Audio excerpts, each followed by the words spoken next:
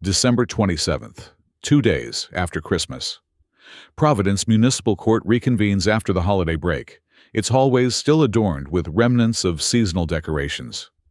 Judge Frank Caprio prepares for a case that has captured the community's attention, not merely for its legal implications, but for what it reveals about responsibility, privilege, and the true meaning of consequences. The case involves a Christmas Eve collision that injured 4 children and destroyed their holiday. But this story transcends a simple traffic accident. It's about what happens when entitlement collides with reality. When a young man learns that some things cannot be purchased, and when a father makes the difficult choice between protecting his son and teaching him the values that matter most. Brandon Hayes, 21 years old, stands accused of driving under the influence, reckless driving, leaving the scene of an accident, and destruction of property. The son of prominent real estate developer Richard Hayes, Brandon has lived a life insulated by wealth and opportunity. On Christmas Eve, that insulation would prove dangerously insufficient. At 6:45 on Christmas Eve evening, downtown Providence bustled with last-minute shoppers and families savoring the holiday atmosphere. Brandon Hayes was behind the wheel of his Audi Q7, a 21st birthday gift, departing from an upscale restaurant where he had attended a holiday gathering. According to witness statements provided to police, Brandon had been consuming alcohol since 4 o'clock that afternoon. Traffic camera footage captured his vehicle weaving between lanes, exceeding the speed limit, and exhibiting erratic behavior on streets crowded with pedestrians and holiday traffic. At the intersection of Westminster and Mathewson, vehicles waited at a red traffic signal. Among them was a 2012 Honda Odyssey minivan operated by Sarah Martinez, a 38-year-old single mother of 4 children: Emma, 10, Lucas, 8, Sophia, 6, and Miguel, 2. Sarah Martinez represents the working backbone of America. She maintains 2 jobs, as a nursing aide and supermarket cashier, to provide for her family. That evening, she was returning from her final Christmas shopping expedition, the result of months of careful budgeting and sacrifice. The rear of her minivan contained wrapped presents: bicycles, dolls, art supplies, books, and clothing. Each item represented hours of extra shifts, strategic bargain hunting, and the determination to give her children a memorable Christmas. Her children sang along to holiday music on the radio, their excitement building for the morning ahead. Brandon Hayes never saw the red light. According to the police report, he was distracted by his mobile device while traveling 45 miles per hour in a 25-mile-per-hour zone. He struck Sarah's stationary vehicle at full speed. The collision was catastrophic. The impact propelled Sarah's Honda forward 20 feet into the intersection, where it was struck by another vehicle before spinning into a light pole. The rear section of the minivan was severely compromised. All 4 children sustained injuries. Emma suffered whiplash and a fractured wrist. Lucas endured a concussion and facial lacerations from shattered glass. Sophia sustained bruising and a sprained ankle. 2-year-old Miguel, secured in his car seat, experienced head trauma and briefly lost consciousness. Sarah Martinez suffered 2 broken ribs and severe whiplash. But these physical injuries, significant as they were, paled in comparison to the emotional devastation that followed. Every Christmas present in the minivan was destroyed. The bicycles were bent beyond repair. Wrapped gifts were crushed, saturated with automotive fluids, and covered in broken glass. Months of saving and sacrifice, obliterated in seconds. Multiple witnesses contacted emergency services immediately. First responders arrived to find 4 terrified, injured children on Christmas Eve, and a mother in shock attempting to comfort them while managing her own pain. Brandon Hayes exited his damaged but operational Audi. Multiple witnesses reported that he appeared intoxicated, unsteady on his feet, and displayed annoyance rather than concern. Officer Michael Chen approached to assess the situation, Brandon's response, documented in the official police report, was telling. It's Christmas Eve. Everyone drinks on Christmas Eve. What's the big deal? Behind him, paramedics worked to extract 4 injured children from the demolished minivan. Emma was crying. Lucas was bleeding. Sophia was screaming in pain. Miguel was being secured to a backboard as a precautionary measure due to his head injury. Brandon never looked, never inquired about their well-being. When Officer Chen attempted to conduct field sobriety tests, Brandon refused and became argumentative. I'm not doing any tests. It's Christmas Eve. I have dinner plans. My dad will handle this. Just give me a ticket or whatever and let me go. Officer Chen explained the gravity of the situation and placed Brandon under arrest for suspected driving under the influence. Brandon's response: I'm calling my father. You're making a huge mistake. My dad is Richard Hayes. He owns half the commercial real estate in Providence. Sarah Martinez, despite her injuries, managed to exit her destroyed vehicle. She wasn't crying from physical pain. She was devastated by what she saw in the rear of the minivan. All the Christmas presents she had worked so hard to purchase were destroyed. Her children's Christmas was gone. Officer Chen documented the scene in his report, noting Sarah's extreme distress about the destroyed gifts and her months of extra work shifts to afford them.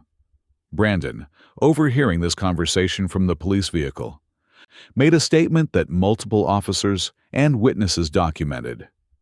Tell her to relax. My dad's rich. He'll just buy them new ones. What's the big deal? It's just Christmas stuff. The witnesses were appalled. Sarah heard the comment and broke down completely. Officer Chen included Brandon's statement in his report as evidence of callousness and absence of remorse. At the hospital, medical staff treated all 4 children. Emma's fractured wrist was casted. Lucas received stitches for his facial lacerations. Sophia underwent x-rays. 2-year-old Miguel was kept for observation due to his head trauma. Sarah's broken ribs were wrapped and treated. But no physician could address the deepest wound. 4 children asking their mother on Christmas Eve why their presents were destroyed, why Santa couldn't come, why Christmas was ruined. Sarah attempted to explain through tears. There was an accident. Sometimes difficult things happen, but we're together. That's what matters. For young children on Christmas Eve, however, that explanation wasn't sufficient. They had witnessed the destroyed presents. They understood that Christmas morning would arrive empty. Brandon was processed at the police station. His blood alcohol content at 8:15 that evening measured .16, twice the legal limit. He faced charges of DUI, reckless driving, leaving the scene, and destruction of property. His father's attorney arrived within 2 hours with bail. Brandon was released that night. He returned to his family's estate and experienced Christmas morning with presents beneath an elaborately decorated tree. The Martinez family spent Christmas Eve in the hospital. They returned to their apartment at 2 o'clock Christmas morning to find no presents beneath their modest tree. Sarah had $60 in her bank account, insufficient to replace what was destroyed, insufficient to provide her children with the Christmas she had worked so diligently to create. Emma, Lucas, Sophia, and Miguel woke on Christmas morning to nothing. 2 days later, Brandon Hayes enters Judge Caprio's courtroom, wearing expensive attire and an expression suggesting he views this proceeding as an inconvenience. His attorney, Thomas Bradford, accompanies him. Sarah Martinez sits in the gallery with her 4 children. Emma's wrist remains in a cast. Lucas displays visible stitches. Sophia bears facial bruising. Baby Miguel rests in Sarah's arms, still recovering. Judge Caprio observes Brandon's entrance. The young man is focused on his phone, texting, paying minimal attention to his surroundings. The bailiff calls the case. Judge Caprio reviews the charges carefully before addressing the defendant. Mr. Hayes, you're charged with DUI, reckless driving, leaving the scene of an accident and destruction of property.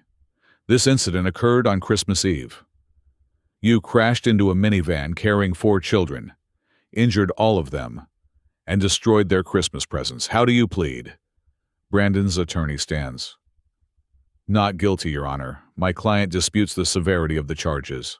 Judge Caprio addresses Brandon directly. Mr. Hayes, do you understand what happened on Christmas Eve? Brandon shrugs. I had an accident. These things happen. Nobody died. My insurance will cover the car damage. Judge Caprio sets down his pen, his expression growing serious. Mr. Hayes, you injured 4 children on Christmas Eve while driving intoxicated. Their Christmas presents, which their mother worked months to afford, were destroyed. Do you understand that?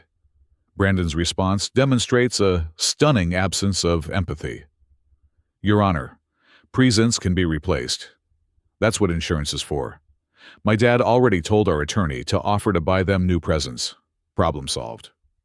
The courtroom reacts with audible disapproval. Judge Caprio's expression hardens considerably. Judge Caprio calls Sarah Martinez to testify. She approaches the witness stand with visible discomfort from her broken ribs. She describes the collision, the terror of seeing her children injured, and the realization that all their Christmas presents were destroyed.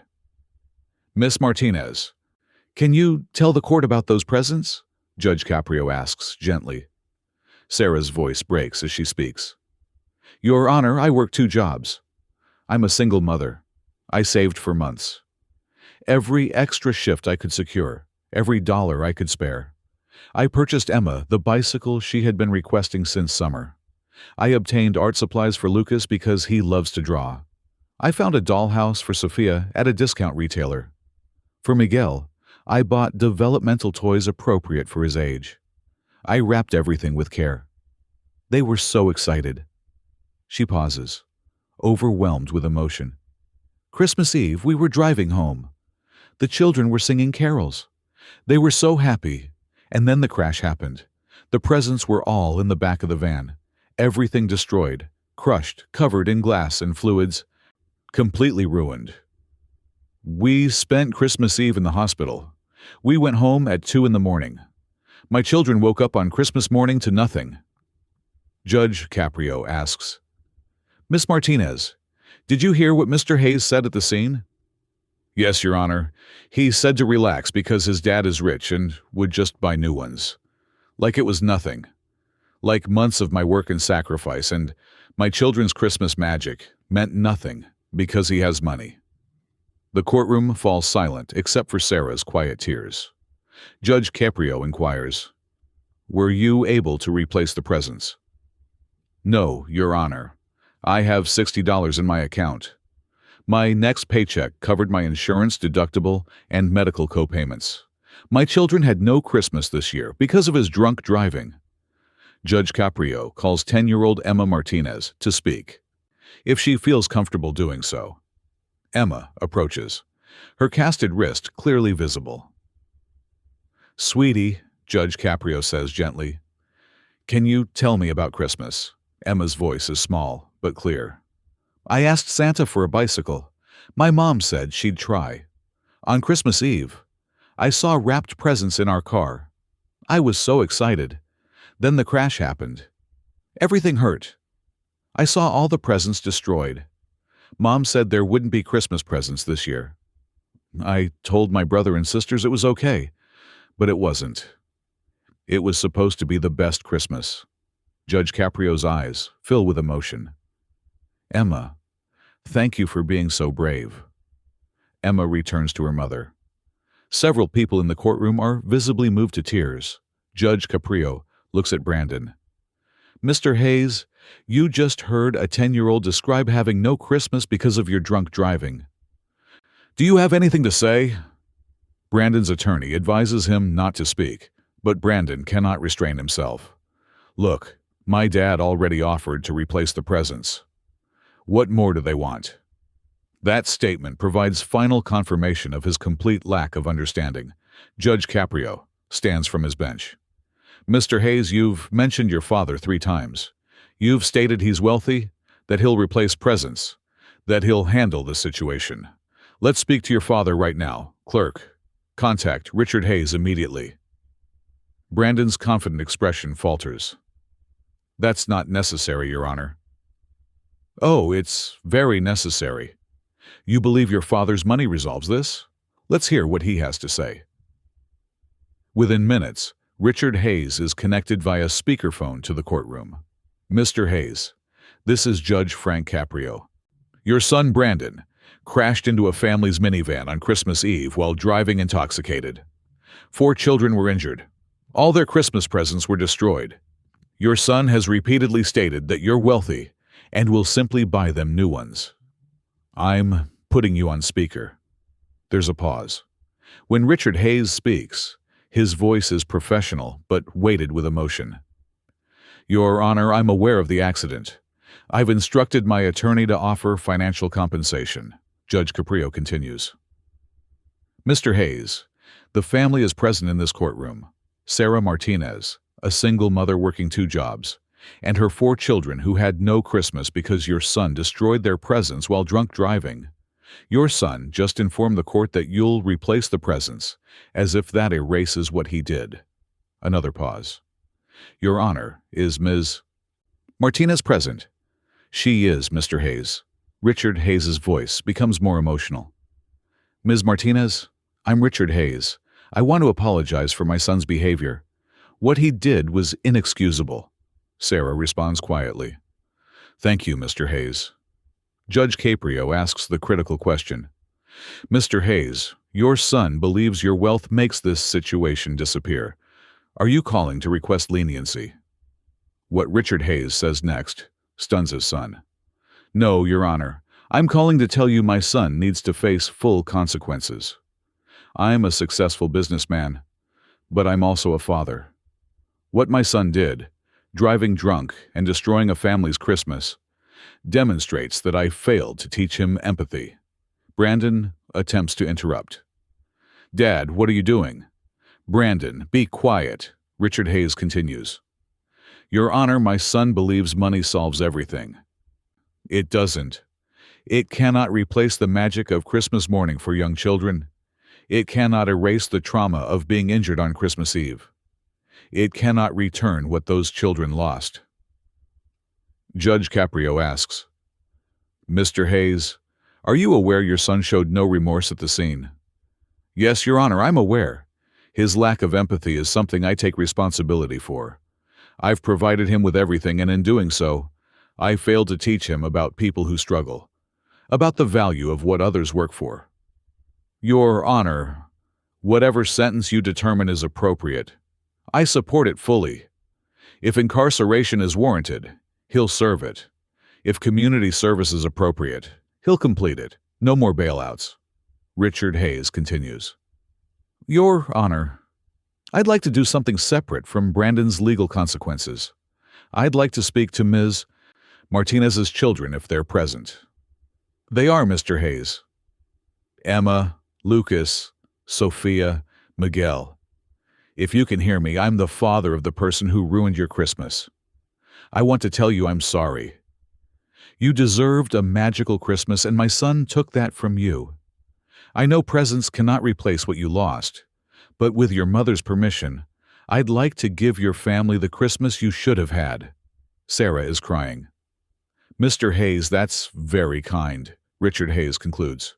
Your Honor, as for my son's legal consequences, I support whatever you decide. He needs to learn that actions have consequences and that people aren't disposable. The call ends. Brandon looks stunned. Judge Caprio delivers his ruling.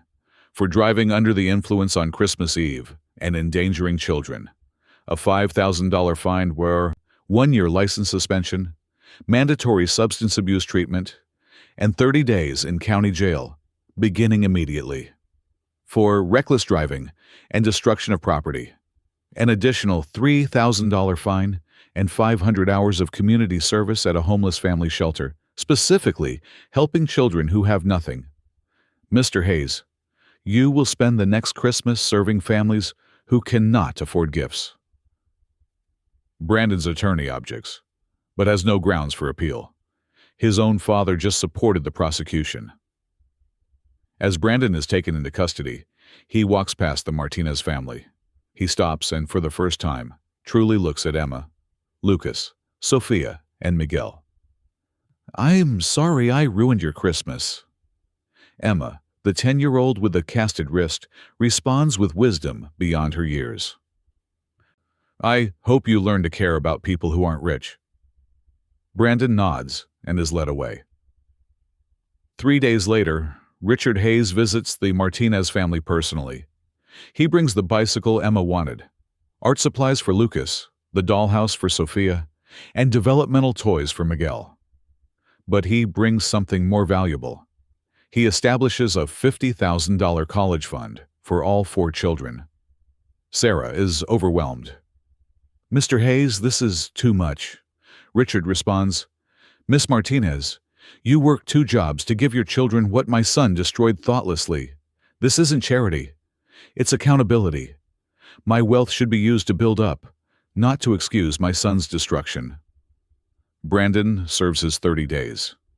During his 500 hours at the family shelter, he encounters children who have nothing, no presents, no stable homes, no Christmas magic.